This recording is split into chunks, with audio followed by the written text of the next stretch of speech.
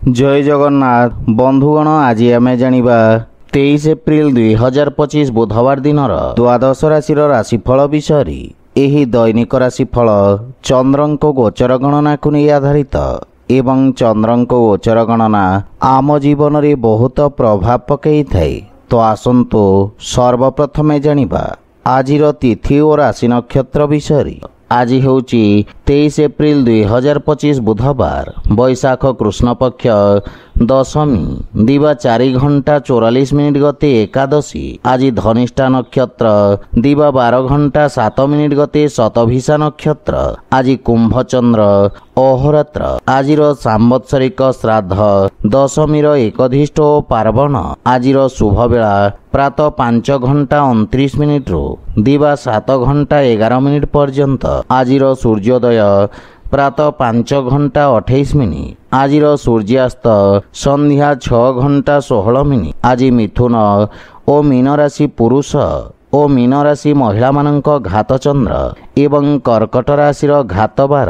आज कलमी शाग खाइबा निषिद्ध। तो बंधुगण आसंतु जानिबा आजिर राशिफल विषय। ता पूर्वरु आम चैनल को जो मैंने नुआ करी आछंती तले थिबा लाल रंगर सब्सक्राइब बटन को दबाई आम चैनल को सब्सक्राइब करंतु और पाखरे थिबा घंटी बटन को दबाई ऑल रे सिलेक्ट करंतु काहेकि ना आमे अपलोड करिथबा प्रत्येक वीडियो रो नोटिफिकेशन आपण सर्वप्रथमे पाई परिबे। तो प्रथमे जानिबा मेष राशि विषय। आज आपणक व्यवसाय क्षेत्र रे किछि अप्रत्याशित लाभर स्थिति उत्पन्न हेबा। व्यवसाय क्षेत्र रे आपणको पूर्वरु करिथबा परिश्रमर शुभ परिणाम प्राप्ति हेबा। साक्षात्कार रे सफलता मिलिबा एवं पारिवारिक सदस्यंक पूर्ण समर्थन मिलिबा। पितांक पक्षरु मार्गदर्शन और सहयोग प्राप्ति हेबा एवं उज्जवल भविष्यतर मार्ग प्रशस्त हेबा।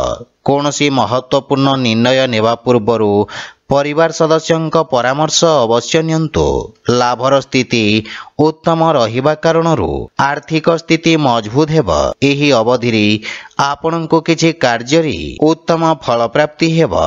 सोशल मीडिया रे आपणक ख्याति रे वृद्धि घटिबा एवं स्वास्थ्यावस्था उत्तम अनुकूल रहिबा तथा योगाभ्यास रु एकाग्रता बा निर्णय नेबा क्षमतार विकास हेबा। आज आपण ओम नमः शिवाय मंत्र जप करंतु शुभ फल पाइबे। वृष राशि। आज आपणक कर्मठता व्यवसाय रे लाभप्रद स्थिति आनिबा पई सहायक साब्यस्त हेबा। आपणक परिश्रम एवं निर्णय नेबा क्षमता उच्च अधिकारी को प्रभावित करिबा। व्यावसायिक स्थिति रे सुधार आसिबा। परिवार रे कौनसी सुखद समाचार को नहीं मन प्रसन्न रहिबा। पारिवारिक सुख सुविधा रे आपण खर्च करिबे किंतु पितांक सम्मान करंतु। जीवन साथी पक्षरु पूर्ण सहयोग मिलिबा एवं संपर्क रे लागि रहितबा भूल बुझाबना दूर हेबा। प्रेम जीवन रे समयर अभाव कारणरु किछि समस्या देखा दे पारि। आर्थिक स्थिति रे सुधार आसिबा एवं राजकीय क्षेत्र रे पूर्वरु अटकी रहितबा धन प्राप्तिर जोग रहिछि। आपणक आत्मविश्वास रे वृद्धि घटिबा एवं आपणक सामाजिक वर्चस्व तथा जीवन स्तर विकास हेबा।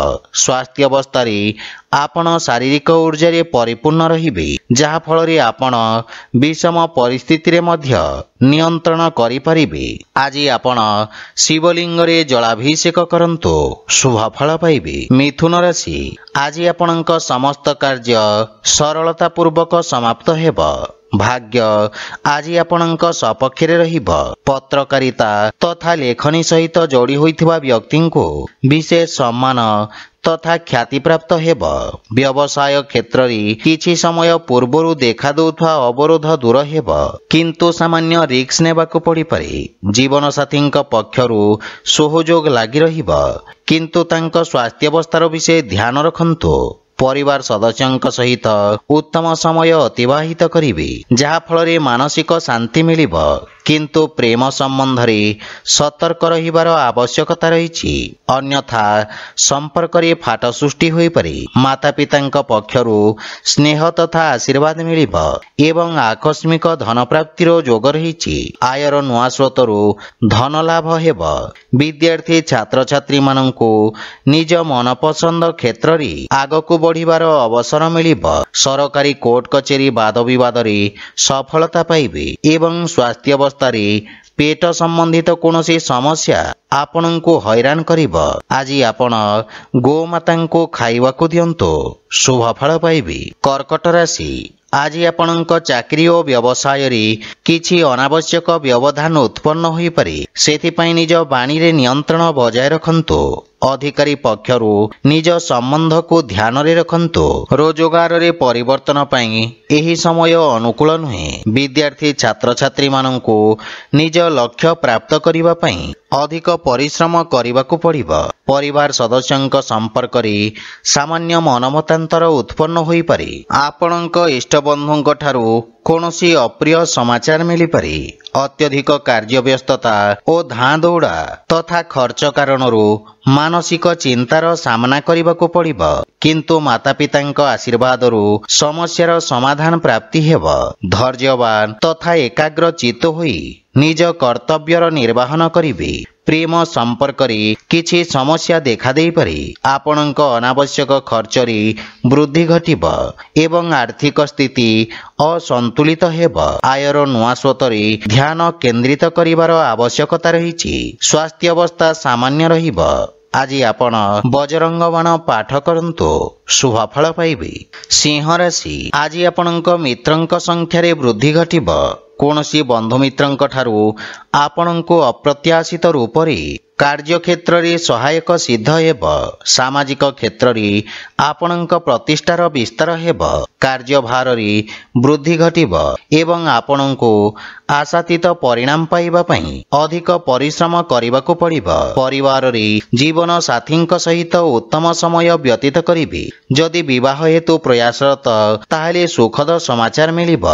ମାଙ୍ଗଳିକ କାର୍ଯ୍ୟକ୍ରମର ରୂପରେଖା ପ୍ରସ୍ତୁତ କରିବେ ଏବଂ ପିତାଙ୍କ ପକ୍ଷରୁ ପୂର୍ଣ୍ଣ ସହଯୋଗ ଓ ଆଶୀର୍ବାଦ ମିଳିବ।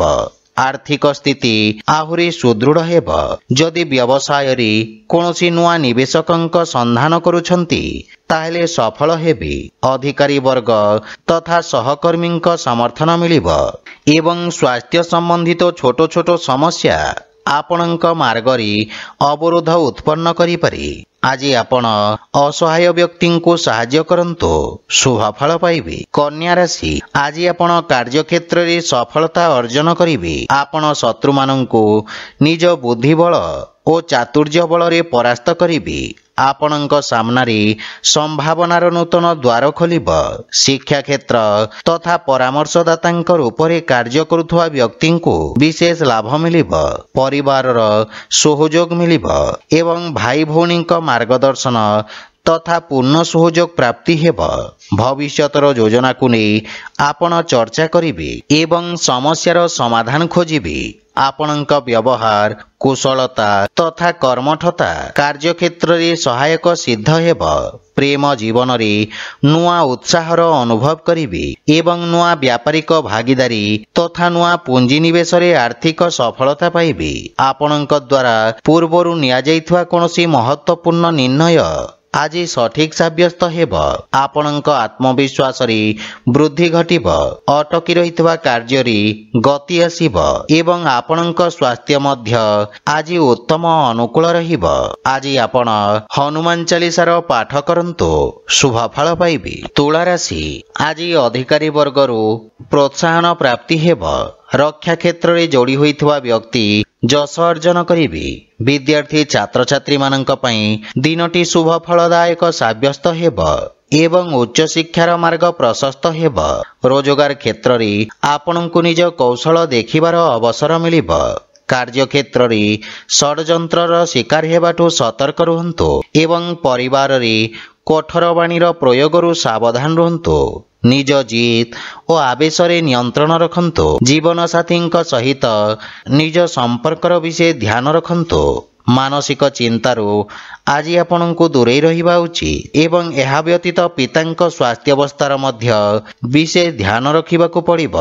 ଗୃହର ସାଜସଜ୍ଜା ଜନିତ ଖର୍ଚ୍ଚରେ ବୃଦ୍ଧି ଘଟିବ। ଆର୍ଥିକ ସ୍ଥିତି ଆପଣଙ୍କ ଚିନ୍ତାରେ ମଧ୍ୟ ବୃଦ୍ଧି କରିବ। କାର୍ଯ୍ୟକ୍ଷେତ୍ରରେ ଶିଥିଳତା କାରଣରୁ ମନ ବ୍ୟଥିତ ହେବ। ବିଶେଷ କରି ଯାନବାହନ ଚଳାଚଳ ଓ ଅଗ୍ନି ପ୍ରୟୋଗରୁ ଆପଣଙ୍କୁ ଦୂରେଇ ରହିବା ଉଚିତ। ଆଜି ଆପଣ ହନୁମାନ ଚାଳିଶାର ପାଠ କରନ୍ତୁ, ଶୁଭଫଳ ପାଇବେ। ବିଛା ରାଶି, ଆଜି ଆପଣଙ୍କ ସ୍ୱଭାବ ତଥା କାର୍ଯ୍ୟଶୈଳୀ ସ୍ୱ ଅବଲୋକନର ଅବସର ପ୍ରଦାନ କରିବ। ଭବିଷ୍ୟତର ଯୋଜନା ବିଷୟରେ ବିଚାର ବିମର୍ଶ କରିବେ, କିନ୍ତୁ କୌଣସି ଛୋଟ ବଡ଼ ଅବସରକୁ ହାତଛଡ଼ା କରନ୍ତୁ ନାହିଁ। ପରିବାର ସଦସ୍ୟଙ୍କ ସହିତ ଉତ୍ତମ ସମୟ ବ୍ୟତୀତ କରିବେ। ଗୃହ ଉପକରଣ କ୍ରୟ କରି ଆପଣ ଖର୍ଚ୍ଚାନ୍ତ ହେବେ ଏବଂ ଗୃହର କୌଣସି ବ୍ୟକ୍ତିଙ୍କ ସ୍ୱାସ୍ଥ୍ୟ ସମସ୍ୟାକୁ ନେଇ ଆପଣ ଚିନ୍ତିତ ରହିବେ। ମାତାଙ୍କ ସହିତ ବୈଚାରିକ ମତଭେଦ ଦେଖାଦେଇପାରେ ଏବଂ ଧନହାନି କାରଣରୁ କିଛି କାର୍ଯ୍ୟରେ ଅସ୍ଥାୟୀ ଅବରୋଧ ଉତ୍ପନ୍ନ ହୋଇପାରେ। ଆର୍ଥିକ ରୂପରେ ସ୍ଥିତି କିଛି ଚିନ୍ତାଜନକ ରହିବ ଏବଂ ବାଣିଜ୍ୟ ବ୍ୟବସାୟ କ୍ଷେତ୍ରରେ ବିସ୍ତାର ଯୋଜନାରେ ଆପଣ କାର୍ଯ୍ୟ କରିବେ। ଆପଣଙ୍କୁ କିଛି ମାନସିକ ସମସ୍ୟା ହଇରାଣ କରିବ, ସେଥିପାଇଁ ମନକୁ ଏକାଗ୍ର ତଥା ଶାନ୍ତ ରଖିବାର ପ୍ରୟାସ କରନ୍ତୁ। ଆଜି ଆପଣ ଶିବଲିଙ୍ଗରେ ବେଲପତ୍ର ଅର୍ପଣ କରନ୍ତୁ, ଶୁଭଫଳ ପାଇବେ। ଧନୁରାଶି, ଆଜି ଆପଣଙ୍କ ମାନ ସମ୍ମାନ ଓ ଯଶରେ ବୃଦ୍ଧି ଘଟିବ। ସମାଜ ସେବା କାର୍ଯ୍ୟରେ ପ୍ରସନ୍ନତା ସହିତ ଆପଣ ଭାଗ ନେବେ। ଲୋକେ ଆପଣଙ୍କ କାର୍ଯ୍ୟ ଓ ଆପଣଙ୍କ ପ୍ରଶଂସା କରିବେ। ରାଜନୈତିକ ବ୍ୟକ୍ତିଙ୍କ ବର୍ଚସ୍ୱ ତଥା ପରାକ୍ରମରେ ବୃଦ୍ଧି ଘଟିବ। ବନ୍ଧୁମିତ୍ରଙ୍କ ସହଯୋଗରୁ କିଛି ସମ୍ପର୍କ ସ୍ଥାପନ ହେବ, ଯାହା ଭବିଷ୍ୟତରେ ବ୍ୟବସାୟିକ ଉପଲବ୍ଧିର କାରଣ ହେବ। ପରିବାରରେ ହସ ଖୁସିର ବାତାବରଣ ଲାଗି ରହିବ। ଭାଇମାନଙ୍କ ଠାରୁ ବିଶେଷ ସହଯୋଗ ପ୍ରାପ୍ତି ହେବ। ପ୍ରେମ ଜୀବନରେ ସମ୍ପର୍କରେ ମଧୁରତା ଆସିବ ଏବଂ ଜୀବନସାଥୀଙ୍କ ସହିତ କୌଣସି ମନୋରଞ୍ଜନ ଧର୍ମୀ ଯାତ୍ରା କରିପାରନ୍ତି। ଆର୍ଥିକ ସ୍ଥିତି ସୁଦୃଢ଼ ରହିବ ଏବଂ କିଛି ଧନ ସଞ୍ଚୟ ମଧ୍ୟ ଆପଣ କରିପାରିବେ। ଆପଣ ନିଜ କାର୍ଯ୍ୟକ୍ଷେତ୍ରରେ ସଫଳତାପୂର୍ବକ ବିସ୍ତାର କରିବେ। ଆଜି ଆପଣ କୌଣସି ମହତ୍ୱପୂର୍ଣ୍ଣ ବିଶେଷ ବ୍ୟକ୍ତିଙ୍କ ସହିତ ଦେଖା ସାକ୍ଷାତ କରିପାରନ୍ତି, ଯାହାର ଲାଭ ଆପଣ ଭବିଷ୍ୟତରେ ପାଇପାରିବେ, କିନ୍ତୁ ଅଯଥା ବାଦବିବାଦରୁ ଆପଣ ଦୂରେଇ ରୁହନ୍ତୁ।